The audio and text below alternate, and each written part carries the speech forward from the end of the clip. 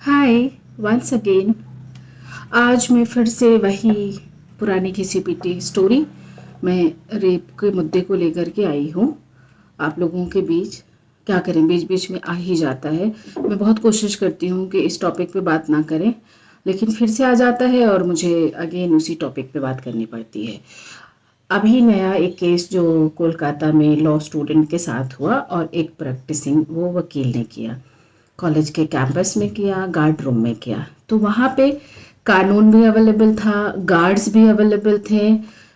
जिसने किया वो उसको पता भी है कि क्या क्राइम है और इसकी क्या पनिशमेंट है।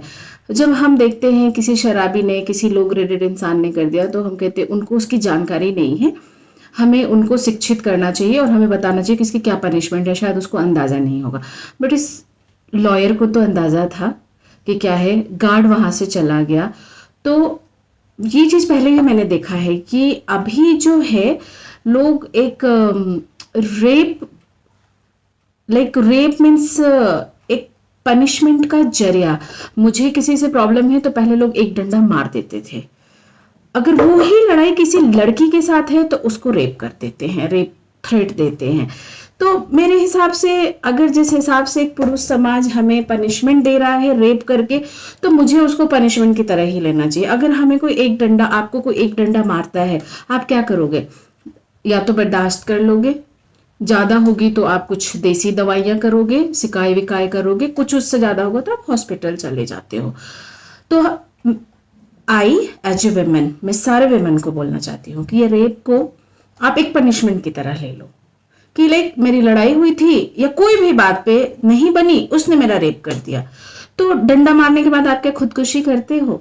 नहीं, आप बैठ के बस वक्त का इंतजार करते हो, कभी मुझे भी मौका मिला तो हम डंडा मार देंगे। अब हम लड़कियां तो रेप कर नहीं सकते मर्दों की, और करना भी नहीं चाहते ऐसा घिनौना काम। वो मर्द ही करे, बहुत अच्छा लगता है उन पे। मर्द जाति बनी इसी के लिए, क्योंकि हम माए पालते भी तो बेटों को इसीलिए है ना कि whatever you want to do you can do, क्योंकि तुम मर्द हो। लड़की हो रात को घर से बाहर मत जाना, लड़का हो तुम तो रात भर बाहर रह सकते हो, कौन पूछने वाला है। तुम तो घर के बब्बर शेर हो। तो भाई बब्बर शेर बना के पाल रहे हो तो रेप कर रहे हो तो बुरा क्यों मान रहे हो? आपका बेटा दूसरे को करेगा, आपकी बेटी का कोई और करेगा।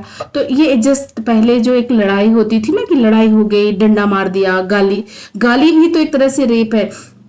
गाली दे दिया तो लोग, गाली सुन के कोई खुदकुशी करता है क्या? किसी की बेइज्जती होती है क्या?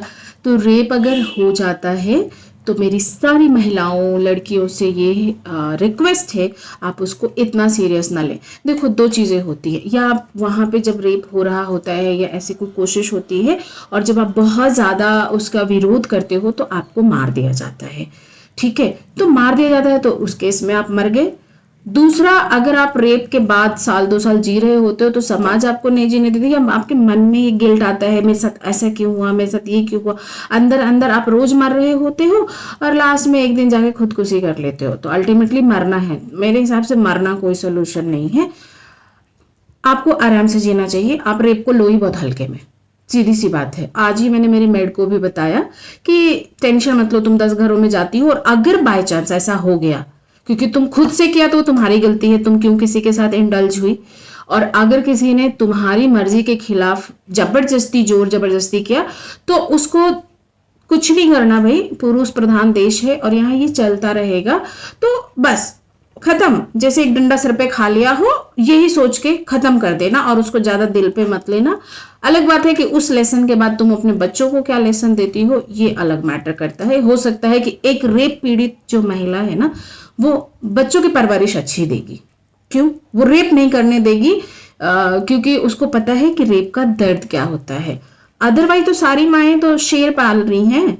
बेटी को घर से बाहर नहीं जाना, बेटा को रात भर बाहर रहना, बेटा जो चाहे कर सकता है, बेटी कुछ नहीं कर सकती है। बहन की हिफाजत भाई ही करेगा, ऐसा कहाँ लिखा है? दो दो चार पैर, जो भी हाथ पैर है सब बराबर है, तो ऐसा कुछ नहीं है।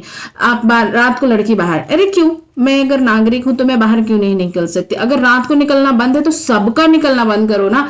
लड़की असुरक्षित क्यों है कि जो अपने बेटों को रोड पर सांड की जैसा छोड़ दे रहे हैं, तो इसलिए लड़कियां अकेली पड़ जा रही हैं। जितनी भीड़ लड़कों की है उतनी ही भीड़ लड़कियों की भी हो जाए तो क्या पता ये थोड़ा कम हो जाए। लेकिन ऐसा तो कुछ करना नहीं है उनको, उनको बस बेटा को बेटा के जैसा पालना है। पालो भैया। तो लड़कियां, आप आपके घर में आपके भाई भी है तो भी डोंट वरी, टेंशन मत लो। रेप हो जाए टेंशन ही मत लो, उसी दिन ये आपका कम से कम ये मरने वाली जो स्थिति होती है ना कि रेप हो गया, रेप हो गया, रेप, अरे काहे का रेप हो गया? रेप होके कोई इज्जत इज्जत नहीं, इज्जत उसकी जाती है जो मुंह मार रहे हैं। आपका क्यों इज्जत गया बीइंग लड़की? मुझे तो नहीं लगता कि मैं सच में बता रही हूँ।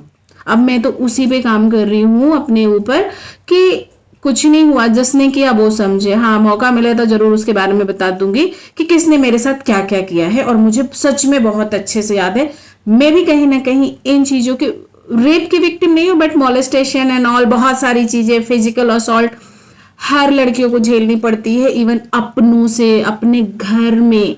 तो I can relate it very well. तो be bold and stay bold.